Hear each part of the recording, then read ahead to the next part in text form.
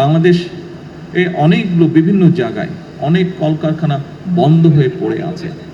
আমরা সিদ্ধান্ত গ্রহণ করেছি এই কলকারখানাগুলোকে যত দ্রুত সম্ভব কারণ বের করে যত দ্রুত সম্ভব, যদি দরকার হয় আমরা প্রাইভেটাইজ করবো সেগুলোকে, যারা এগুলো চালাতে আগ্রহী তাদের কাছে আমরা হ্যান্ড ওভার করবো।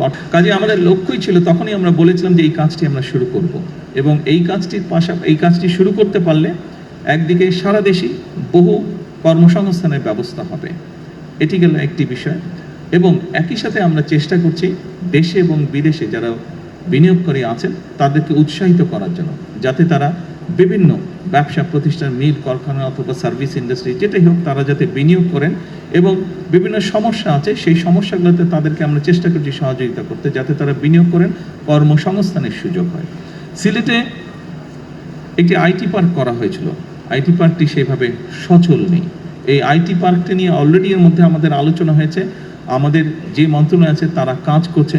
আমি কোয়াইট কনফিডেন্ট আই যে ইনশাল্লাহ দ্রুততম সময়ে আমরা এটা চালু করতে সক্ষম হবো আইটি পার্কটি, যাতে করে আমাদের তরুণ সমাজের অনেক সদস্য আছে যারা ফ্রিল্যান্সিংয়ের কাজ করে, আইটির বিভিন্ন কাজ করে, ডাটা প্রসেসিং কাজ করে, তাদেরকে আমরা ওখানে সুযোগ তৈরি করে দেওয়ার চেষ্টা করব, যাতে করে সেই মানুষগুলো যারা কাজ করছে তারাও ওখানে কাজ করার সুযোগ পায়, যাতে তাদের ইনকাম বৃদ্ধি করার সুযোগ পায়।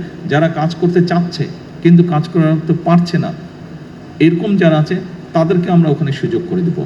আমরা আইটি সেক্টরে এই কাজটি এখানে করতে চাচ্ছি। এর বাইরে আমরা বলেছিলাম যে আমরা বিভিন্ন জায়গায় আমরা চেষ্টা করবো আমাদের যে ভোকেশনাল ইনস্টিটিউট আছে এগুলোকে আপডেট করতে, মডার্নাইজ করতে, ফলে বিভিন্ন মানুষ যারা আছে যাদের বিভিন্ন শিক্ষাগত যোগ্যতা অনুযায়ী এই মানুষগুলোকে আমরা ট্রেন করব, যাতে করে দেশের ভিতরে এবং দেশের বাইরে তারা কর্মসংস্থানের ব্যবস্থা করতে পারেন।